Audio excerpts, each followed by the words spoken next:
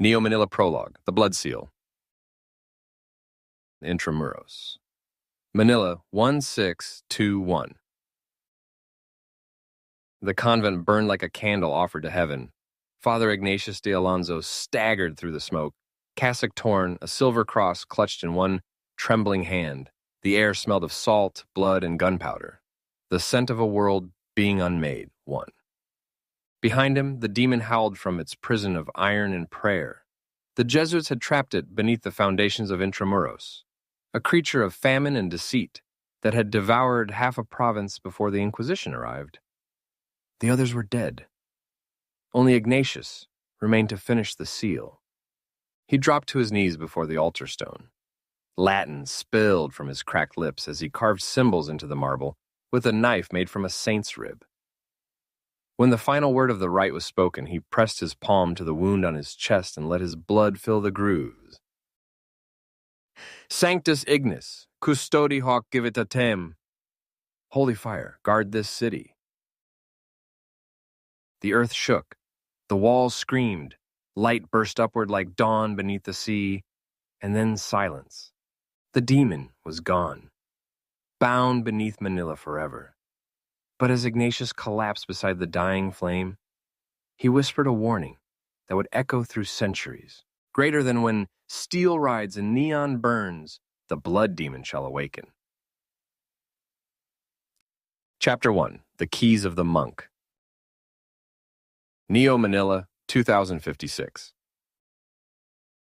Rain hissed against the neon streets like static. Inside the monk's keys, the world felt older, wood, brass, and the comforting smell of malt instead of ozone. A drill beat played from a cracked speaker above the bar. Brother John Michael leaned over a workbench behind the counter, goggles slipping down his nose, soldering sparks jumping between his gloved fingers. The thing he was building looked halfway between a crucifix and a plasma rifle. "Careful with that, brother," said Padre Kaelen Valerio from a corner booth, black armor glinting beneath his priest's collar. "Last time you blessed circuitry, it nearly baptized the entire grid." John Michael grinned, teeth sharp against the dim light. Aye, and the angels were impressed. Even the Wi-Fi signal improved. From the other end of the bar came a sharp snort. Marie-Lou wiped a glass with theatrical disdain. Her hair was pinned up, her expression halfway between amusement and exasperation. "If you two holy men blow up my kitchen again, I'm moving back to Hong Kong." "Ugh, you'll not last a week without my moonshine, woman," John Michael shot back. Marie-Lou smirked. "Your booze tastes like regret and confession." Kaelen hid a small smile. For a place meant to shelter soldiers of faith, the monk's keys felt more like family, dysfunctional, loud, and sacred in its own way. Beneath the floorboards, servers hummed beside barrels of aging whiskey. Screens flickered with demon activity reports disguised as weather data. The old AM radio crackled, waiting for the ghost host AAB information show. John Michael straightened, wiping his hands on a towel. The mechanical crucifix pulsed faintly blue. "There," he said, "a portable sanctifier, holy ions, programmable psalms, and a 90% chance it won't explode in your pocket." Kaelen rose, pulling his gloves tight. "And the other 10%? Faith, lad." Marie-Lou set down 3 mugs of dark ale. "You'll need more than faith where you're going tonight." Kaelen nodded. The rain outside had turned red in the streetlights, Metro Manila, where young souls were vanishing again. He took a long swallow of the ale, tasting the faint bite of consecrated herbs. "Then pour another for when I get back," he said, turning toward the door. Behind him, John Michael watched with a mixture of pride and fear, muttering under his breath, "Go on then, Father Chrome. Let's see if prophecy can ride a Kawasaki." The bike roared to life, ultraviolet crucifix headlamp blazing against the night. And in the shadows of the city, something ancient stirred, the blood beginning to remember its promise. Chapter 1, The Keys of the Monk, expanded scene. Drops hammered the roof of the monk's keys, the sound like coins hitting confession plates. The city outside pulsed in blue and crimson, neon bleeding through stained glass. Inside, the old pub glowed gold and warm. Shelves stacked with bottles caught the candlelight, each label hand-drawn in Latin or Tagalog. It smelled of hops, metal, and holy oil. Brother John Michael hunched over his workbench behind the counter, surrounded by copper coils, printed circuit boards, and half-assembled relics. The place looked more laboratory than tavern. He muttered to himself in a thick Glasgow accent as he tightened a screw on a weapon that looked like a crucifix mated with a railgun. Holy Mother of Engineering, let this one behave for once. From the bar came Marie Lou's voice, sharp, musical, and unfiltered. Behave, my ass! You said that last time, Brother Jack, and the damn thing baptized the freezer. You owe me 6 chickens and a week's smell of ozone. John Michael chuckled, goggles pushed up into his wild hair. Aye, but the freezer's sanctified now. Even the ice cubes repent. Mary Lou slammed a bottle down. Ice cubes don't need repentance, you drunken priest. You do. She was maybe late 30s, maybe early 40s. Nobody dared ask. Her hair was dyed streaks of purple and gold, her lipstick always red as sin. She moved like a woman who'd had to fight off both men and ghosts in her lifetime, and usually won. Kaelon sat in a corner booth, quietly amused. He'd seen demons less fierce than Marie Lou before coffee. John Michael raised his hands in mock surrender. Now, Marie, didn't go all Pentecostal on me. You were just drunk again, she snapped, like that night in Stanley when you blessed the entire street with holy water from your shoe. Kaelon looked up. That was real? Ooh, it was real, Marie Lou said, leaning on the bar, voice lowering. Halloween, Lan Kwai Fong, 2047. I was there. This idiot came stumbling down the street, waving across like a glow stick, yelling, The power of Christ compels your playlists. She laughed so hard she had to wipe her eyes. People thought it was performance art until half of them started speaking Latin backwards. John Michael grinned sheepishly. Aye, saved Hong Kong from a bloody mass possession, I did. Saved it, my ass. She pointed a finger at him. You caused a riot, brother. Every pane and glass shattered. When the possessed pushed out the demons, the police dogs and horses went wild, biting their handlers, and 3 of the DJs had epiphanies and got real jobs afterwards. Kaelon smirked behind his mug. And that's how you two met? Marie Lou sighed, shoulders softening. Yeah. I was working the bar at the Smuggler's Inn. He came in after the chaos, covered in glitter, ash, and guilt, ordered a whiskey. I told him to go to hell. He said he already had a reservation. John Michaels smiled gently. Best insult I ever heard. Married to it ever since. She rolled her eyes, but the corners of her mouth curved. Married my balls. You'd forget our anniversary if I didn't write it on your bloody beer barrels. Wouldn't dare, love. He winked. It's the same week the Archangel Gabriel appeared to remind me to pay the rent. Mary Lou tossed him a rag, which he caught one-handed. You talk too much for a man who owes me 3 months of overtime pay. Kaelon watched them. The tension, the affection, the unspoken weight of shared history. It was easy to see. Marie Lou had followed John Michael to Manila because she couldn't stand to see him fade alone, and he'd built the Monk's Keys as a refuge not just for hunters, but for her too, a sanctuary disguised as a pub. The door creaked as wind pushed through. Outside, lightning split the sky, reflecting off the chrome of Kaelon's motorcycle in the alley. The night was waiting. John Michael turned serious again, lifting the weapon from his bench. Here, Padre Chrome, the new cruci cannon. Don't point it at anything you fancy keeping, it makes a real mess. Marie Lou poured him a drink, slid it across. And don't die, we are having a barbecue this weekend. Kaelon took the weapon. I will honor your blessings. She leaned over the counter, voice softer now. Bring your ass back in one piece, Father. If you die, I will be stuck alone with this monk forever. Kaelon pulled his hood up and stepped into the rain. The sound of the engine, the Santo Niño's roar, shook the glassware as he sped into the neon storm. Marie Lou watched through the doorway, whispering something under her breath in Tagalog that sounded like a prayer and a curse at once. John Michael stood beside her, his hand brushing hers without meaning to. You still care too much, she said. He smiled faintly. Aye, That's the problem with faith, love. It makes you daft. Chapter 2. The Ride of Penitence. The rain had turned to silver needles by the time Kaelon rolled the Santo Niño out of the alley. The Kawasaki's engine whined low, almost reverent, the cruciform headlamp slicing through the mist like a blade of holy light. Neo Manila spread before him, skyscrapers lit like stained glass, their facades scrolling advertisements beside holograms of saints. Monorails hissed overhead.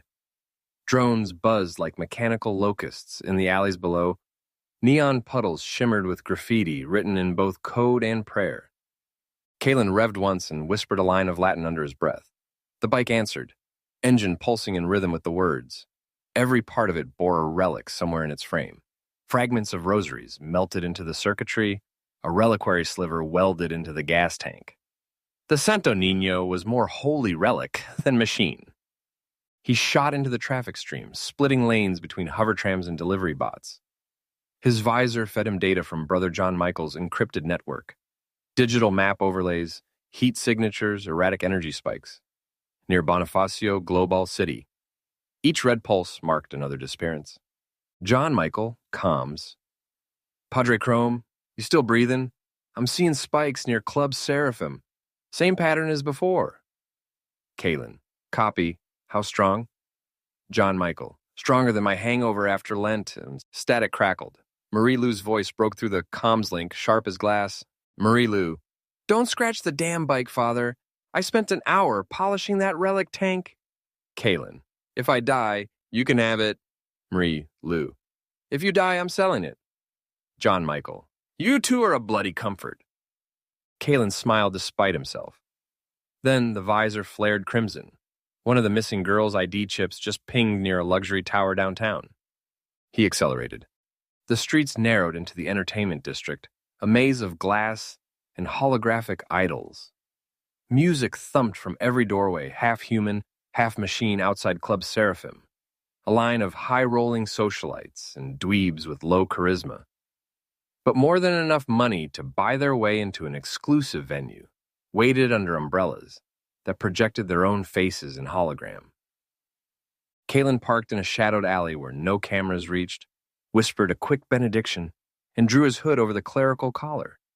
Beneath the coat, the edges of his armor gleamed, a fusion of carbon fiber and sanctified steel. As he walked past the line, the bouncer's retinal scanner flickered, failed, and rebooted. Kaelon's blessing scrambled it just long enough for him to slip inside. Inside, the club was a cathedral of vice. Columns pulsed with light. The ceiling shimmered with angelic wings made of holographic glass. The music wasn't just loud. It resonated in the chest like a heartbeat. He scanned the crowd. To human eyes, everyone looked beautiful. To Kaelon's sight, trained by relic lenses and sleepless nights, half of them shimmered wrong, like reflections in broken water glamours yet sinister. Predators wearing perfume and perfect smiles. Then he saw them. The vampire, tall, young, expensively dressed, his eyes a fraction too reflective. The witch beside him, elegance turned weapon. Beauty that burned, they held court at the center of the dance floor. A new aristocracy of hunger. Kaelon felt the weight of his failure. The ghost of Lila's face, the wife he'd once loved and killed. The same hunger had taken her. He exhaled slow and steady, letting the guilt sharpen into focus. "Forgive me, Lord," he whispered, "for I'm about to sin." He stepped into the light. In the monk's keys nearby, John Michael watched the feed from Kaelon's visor. Marie-Lou stood beside him with crossed arms, chewing her lip. "Bloody fool walks into the Lion's Disco," John muttered. Marie-Lou poured 2 shots of whiskey and slid one his way. "If he dies, I'm not mopping again. You'll cry if he dies." She glared. "Maybe. Once, then I'll charge the church for emotional damages." They clinked glasses. Somewhere deep in the bar, the servers began to hum louder, as if the city's darkness was stirring in answer. Kaelon moved through the dancers, heartbeats syncing with the bass. The witch turned, smiling directly at him, as if she'd been expecting him all along. Her eyes glowed faintly gold. And just like that, the hunt truly began. The rain outside drummed harder, like restless fingers on a coffin lid. Inside the monk's keys, the light dimmed as the monitors flickered to life. An array of old CRT screens stacked behind the bar. An antique radio sat on top, patched together with copper wiring and incense smoke. John Michael sat before them, sleeves rolled up, spectacles glinting blue from the light of encrypted feeds. Marie-Lou leaned on the counter, cigarette dangling from her lips, her usual swagger muted by the grim tone of the data streaming in. On screen, a file opened. The church seal burned for a moment, then vanished, replaced by two faces, Alexei Marrow and Seraphine d'Aubigny, the vampire and the witch. Church dossier classified /Black Order access only. Subject 1. Alexei Marrow. Species vampiric hybrid. Ancient lineage. Believed Carpathian origin. Cover identity. Luxury art investor. Tech philanthropist. Silent owner of Club Seraphim. Estimated wealth, $3.4 billion US. Hidden via shell corporations in the Caymans, Monaco, and Shanghai. Known assets, 4 private towers, offshore crypto mines, a super yacht registered to Eucharist Holdings, combat skills, extreme reflexes, regenerative ability, high charisma-based manipulation, psychochemical influence through saliva and pheromones. Known kills, 82 confirmed, 312 suspected. Primary method, drains victims of blood and neural energy via euphoric trance states. Often leaves bodies desiccated. Last sighted, Hong Kong, Seoul, Singapore, and most recently, Manila. Subject 2, Seraphine d'Aubigny. Species, witch. Class 7, empathic conjurer. Origin, Paris, 19th century. Believed dead in 1912. Resurfaced with identical DNA in 2045. Cover identity, fashion influencer, biotech. Angel investor, music producer. Known abilities, glamour illusions, flesh transmutation, soul, ma binding, high-level enchantment through song frequency. Wealth, joint accounts with Marrow, estimated $2.9 billion US. Known kills, 54 confirmed primarily spiritual extractions.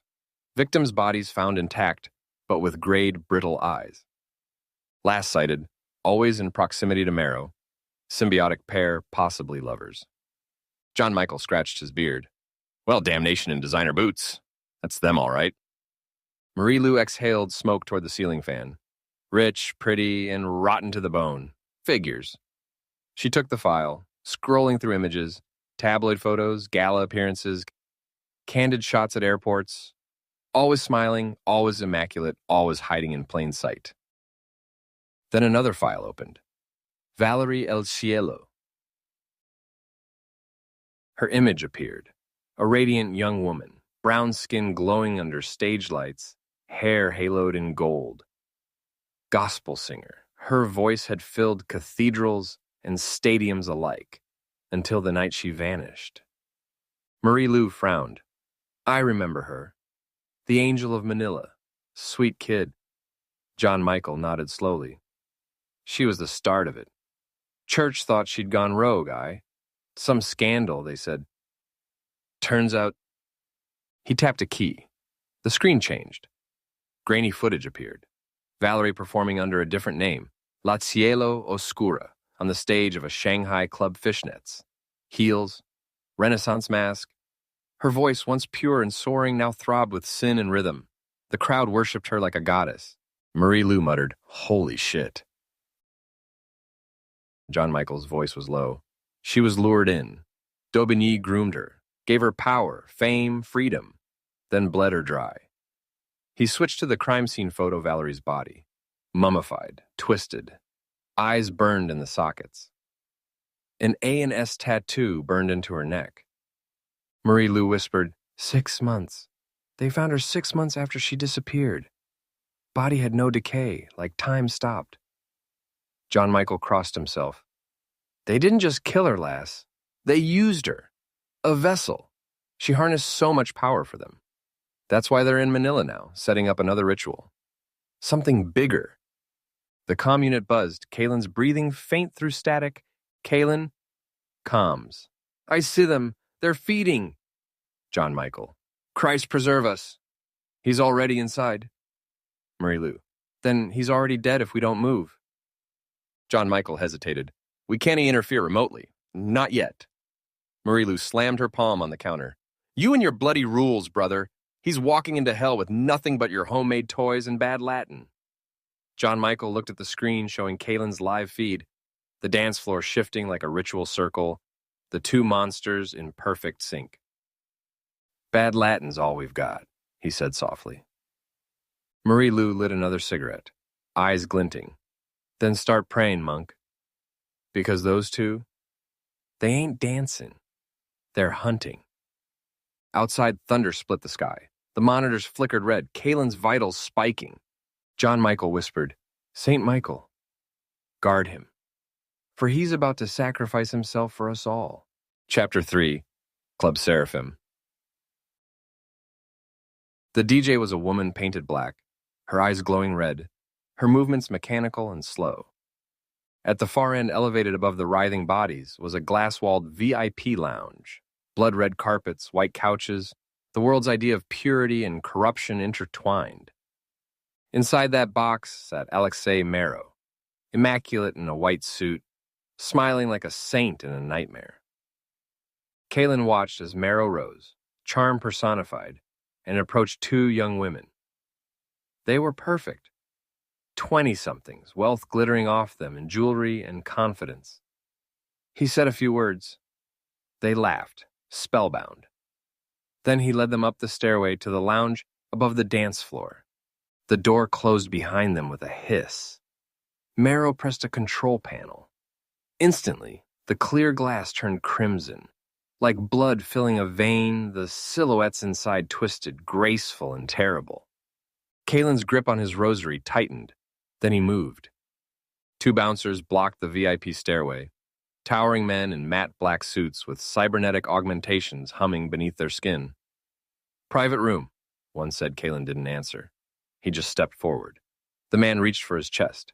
Kaelen grabbed his wrist and twisted, the sound of cracking bone lost beneath the music.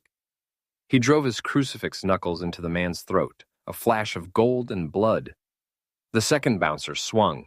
Kaelen ducked, drew his staff from beneath his coat, and split it in two, twin daggers, gleaming like shards of moonlight. The fight became chaos, metal against flesh. The crack of bones, strobe lights freezing every motion like scenes from a nightmare. The crowd screamed, not knowing whether it was real or part of the show. At the top of the stairs, a figure appeared. A woman in a silver dress, eyes dark and empty. The witch, Seraphine d'Aubigny. Her smile was cold as moonlight. Father Valerio, she said in a voice like velvet and poison. You came to the wrong church. Kaelen took a step toward her. She turned away, hand brushing her hip where two men, young, rich, and beautiful, waited, entranced. I'll leave you to my husband, she purred. You can confess your sins together. Gliding backwards, she vanished into the crowd, leading her new victims out into the neon night. Kaelen burst through the crimson door. Inside the glass lounge, horror reigned. The two women lay slumped on the couch, skin gray and paper thin. Marrow stood over them, blood on his lips. Eyes burning red behind contact lenses, he looked at Kaelen and smiled, wiping his mouth with the back of his hand. Father Valerio, he said, accent smooth, mocking.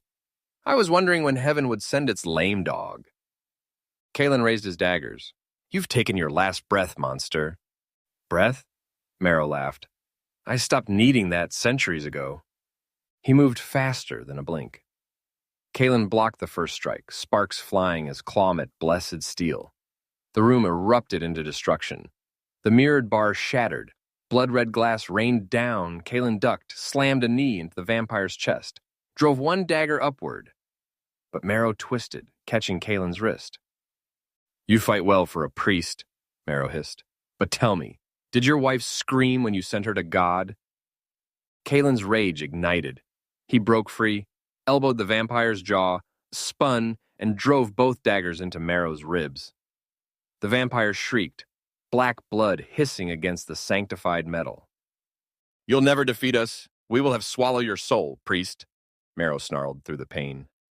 "The witch will finish what I began. Then she'll join you." Kaelen twisted the blades. Marrow howled, then ripped himself backward, blood splattering the walls. His form shimmered, bones cracking, flesh folding inward, until wings erupted from his back.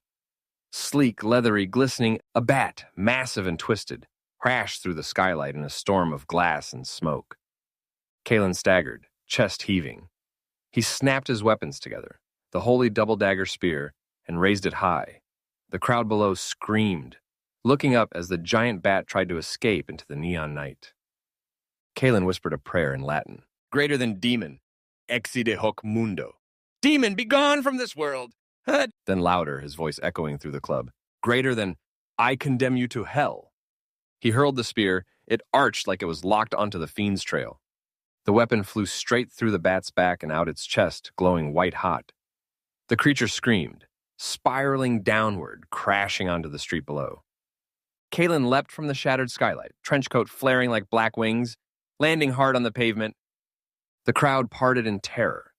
The bat twitched, shrinking, bones cracking as it reverted to the vampire's human form, bleeding, broken, gasping. Kaelen stood over him, face shadowed by the neon light. He uncorked an ancient crystal vial of holy water. "Demon be gone," he whispered again and poured. The liquid touched the vampire's skin, and the reaction was immediate. Steam. Fire. The flesh melted like wax under sunlight, the veins blackening, eyes collapsing inward.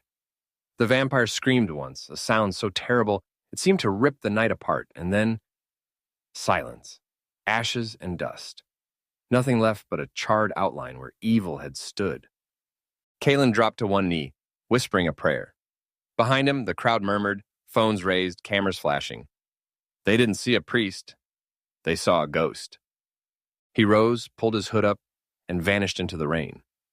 Above, the red lights of Club Seraphim flickered out one by one until the building was swallowed by darkness. Interlude, the billboard. Digital light colored the pouring rain onto the slicked asphalt. Traffic roared beneath the overpass like the pulse of a dying beast. Kaelen rode through it, his visor flashing with red, then green, yellow, then gold, the reflections of 1,000 screens and signs. The night air reeked of exhaust, perfume, and water smoldering on exposed live electrical wires. Then he saw it, looming above the intersection like an enormous shrine to a false prophet. A digital billboard 50 feet high, showing Senator Emilio Monteclaro in his flawless white suit, smiling with perfect teeth. The caption read, EMC Life Insurance.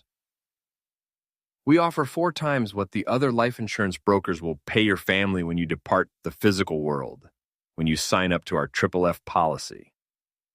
Sign you're with your soul for your family to get rich. Below it, a family of 4 stood in angelic light. Father, mother, 2 children, all bathed in gold. Their eyes, if one looked closely, weren't eyes at all, but tiny spirals made up of skulls. And below that, in small text, barely visible to the human eye. By signing, you grant perpetual stewardship of your life after death, financial and spiritual, to the underwriter of this contract. Kaelen slowed his bike. The massive LED billboard flickered. For a split second, Monteclaro's smile twisted into something inhuman.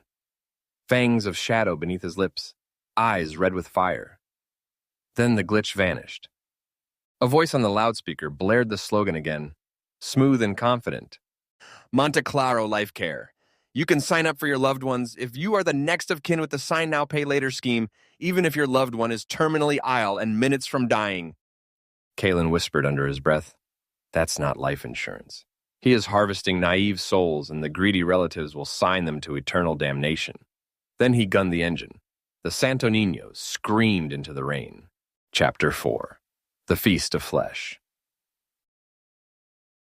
The Fascot Hotel rose like a blade of glass over Neo Manila's skyline, its top floors shimmering with holographic light. From the street, its penthouse windows glowed faintly crimson, a subtle hue that the unholy favor. Inside, Seraphine d'Aubigny reclined on a velvet chaise, blood-red high heels, her silver gown clinging like liquid mercury. The two men she'd chosen that night, both heirs to powerful families, both young, arrogant, and handsome, sat dazed on either side of her, pupils dilated, sweat glistening on their temples. Soft jazz played through the penthouse speakers, but underneath the melody came a low hum, a vibration, rhythmic and alive. Seraphine's lips moved with the sound, chanting words too old for human tongues. "Relax, darlings," she whispered, voice dripping honey. "You're in paradise now." The men nodded weakly. One reached for her hand. The other blinked, trying to speak, but his breath caught in his throat as Seraphine's fingers touched his cheek. The air shimmered around her. Her beauty pulsed brighter, cheeks glowing, eyes deepening into pools of liquid night. The illusion flickered once, revealing her true face for a fraction of a second. Skin cracked like porcelain, eyes hollow, teeth sharp and black. Then she kissed the first man. His body arched, his skin grayed. A white mist, his life force, streamed from his lips into hers, absorbed like smoke into fire. She sighed, trembling in ecstasy. When she opened her eyes, he was already a corpse. The second man began to shake. What's happening?" "Shh," she cooed, pressing a finger to his lips. "Don't ruin it, love. You'll wake the angels." Then she kissed him too. When she finished, both bodies lay side by side, perfect but empty. Skin taut, eyes dull, souls gone. Seraphine stood, wiping a tear of blood from her cheek. She walked to the window, gazing down at the city lights below. "Manila," she whispered, almost wistful. "So full of sinners, so ripe." Her reflection shimmered, and for a brief moment, another face appeared behind hers, Monteclaro's, smiling faintly. "Everything proceeds as planned," his voice echoed faintly, carried through the glass. "Feed. We'll need the energy soon." Seraphine smiled, turning away. "Yes, my lord."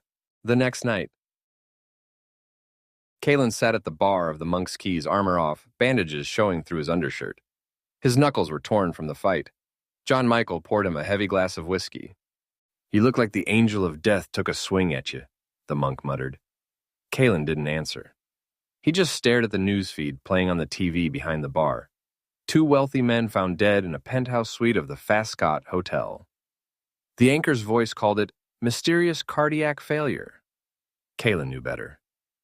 Marie-Lou wiped the counter, her tone half irritated, half worried. "You killed one bastard, and the other's already feasting. You priests ever get a break?" Kaelon drained his glass. "No." John Michael leaned in. "You'll need rest before you go after her, lad. That witch's glamour nearly drove one of our exorcists insane back in Singapore." Kaelon shook his head. "If I wait, more die." Marie-Lou smirked. "Then at least take a sandwich with you, Father Gangsta Badass. Can't slay a demon on an empty stomach."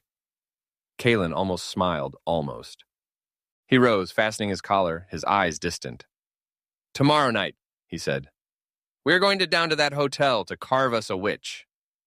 The rain started again outside, drumming against the windows like a warning from heaven. And far across the city, in the crimson glow of the Fascot Hotel, the witch began her preparations for the next feast, unaware that the hunter was already on her trail. Chapter 1. The Keys of the Monk. Neo Manila, 2056. Rain hissed against the neon streets like static. Inside the Monk's Quays, the world felt older. Wood, brass, and the comforting smell of